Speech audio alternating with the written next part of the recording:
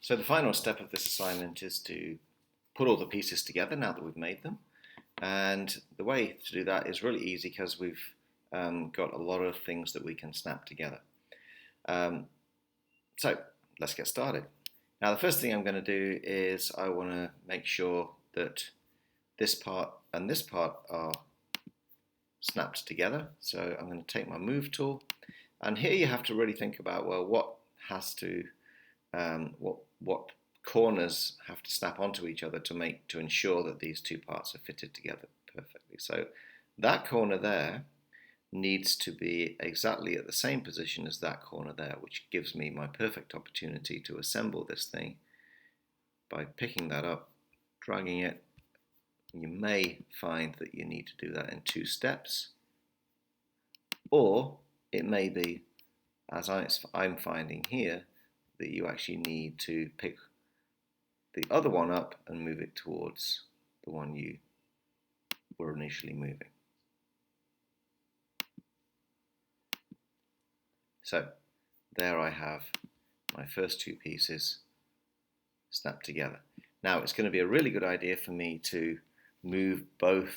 I want this whole assembly to move back so that the dead center of it is on the origin, because that'll help me later when I'm moving stuff around. So the way I can do that is by selecting both of those, and when I've got the move tool activated, if I just touch the edge of that, I can see where the center of that circle is. You can see it's the center of the component, and I can pick it up by that center and I can snap it onto the origin, and so now I've got it back where I had it before, except for the fact that it now has this piece attached to it. Right, so what I'm going to do then is I'm going to take the other circular part, snap it onto here. So I'm going to pick it up by that point there, zoom out a little bit and move that so that it snaps onto that point there. And you'll find then, you should find that that's nicely lined up.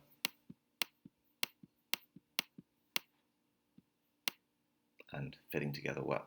All right, so the other thing we need to do is we need to get this other piece here located in its correct location. And of course, in order to do that, we need it to be rotated by 45 degrees because it needs to fit in this slot right here. So that's an easy job with the rotate tool. Snap it onto there, move away a little bit, and then move it the direction you want to go. Type 45, hit enter, and then it's at the correct angle. All you need to do then is pick it up by the relevant point, snap it onto there. Is it going to work for me? Let's hope so. There it is, and it fits perfectly.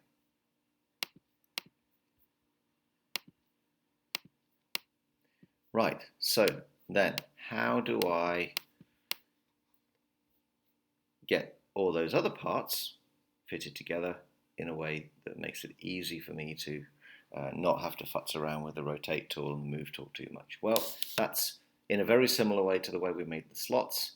I'm going to now move and rotate the components that I need to put into position. So I'm going to start off with this guy here, and I'm going to choose my rotate tool.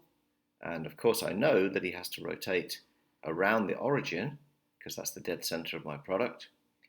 And by hitting the Option key, as I move, I make a copy, and I'm going to move it by, I'm not going to try doing it by hand, I'm just going to type 270, hit the Enter key, and then hit /3 because I want a total of 3 copies. And now you see that I have my parts there, all 4 of them. Same thing for this guy here. Let's just rotate so we've got, or let's just orbit around so we've got the correct view.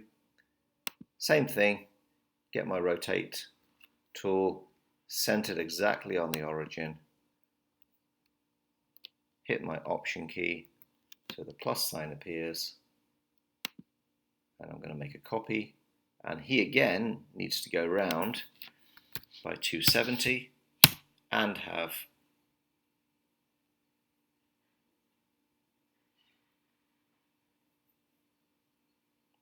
now what happened there? Something went wrong. Oh, let's try it. /3, does it work? Oh, looks like SketchUp thought that I wanted to go the opposite direction. Either way, when I